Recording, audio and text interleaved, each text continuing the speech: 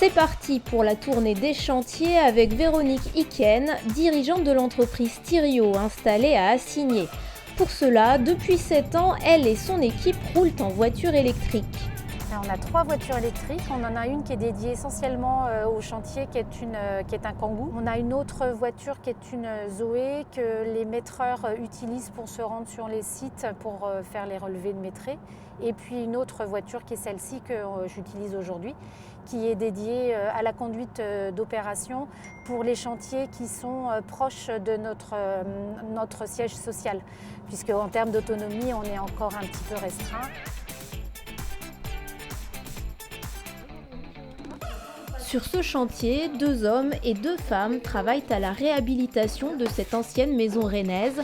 Léna, en brevet professionnel, est apprentie dans l'entreprise depuis 4 ans. J'ai eu la chance qu'on me parle de Tyrio justement en me disant qu'il y avait une patronne et que ce serait peut-être plus simple en tant que femme d'être embauchée. Et du coup, j'ai été voir là-bas et ça a marché directement. C'est vrai qu'on est une entreprise où on a beaucoup de filles et c'est cool, ça change un peu. Et ça permet de faire changer les choses et puis c'est cool. Maintenant, les gens s'habituent de plus en plus à voir des femmes, tout ça.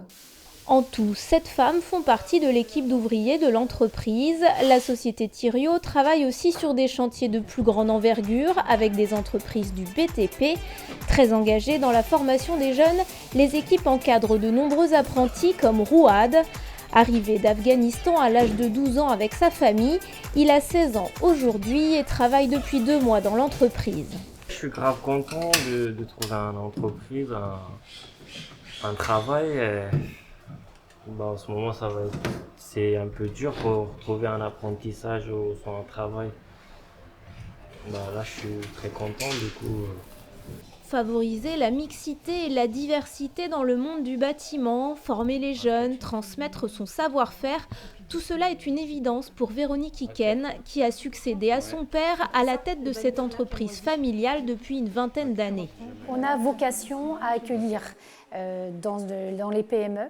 Et accueillir, ça veut dire accueillir aussi des profils différents, accueillir des parcours où c'est plus compliqué pour les personnes. Si nous, dans le bâtiment, où on a un potentiel d'activité assez important, on ne le fait pas, je ne sais pas comment on va pouvoir intégrer les gens et avoir une société qui soit à la hauteur de nos attentes.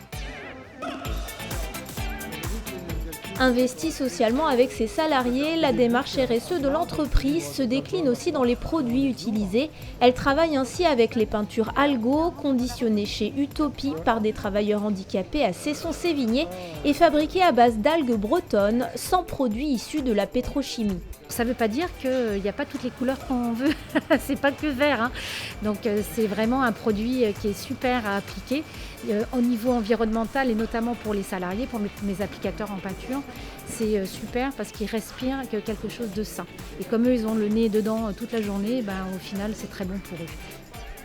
Engagement environnemental, social et sociétal font partie de l'ADN de l'entreprise. Créée en 1973, elle emploie aujourd'hui une quarantaine de salariés. Le 12 octobre prochain, au couvent des Jacobins, nous aurons des entreprises engagées, des acteurs économiques qui viendront partager leur expérience en matière de transformation RSE. Il s'agit de MV Group, les transports Taranis, l'entreprise Galapagos ou encore MXtend. Ces entreprises partageront leur expérience, mais nous aurons aussi des tutoriels métiers, des cas d'école interactifs et puis également des tables rondes. Et enfin, nous aurons Emery Jacquilla, le président-directeur général de la CAMIF, qui sera à nos côtés pour nous parler entreprise à mission. Vous le voyez, autant d'échanges qui vous permettront probablement de trouver des clés, d'avoir déjà des éléments de réponse. Alors, on vous donne rendez-vous le 12 octobre prochain au couvent des Jacobins pour passer cette journée ensemble.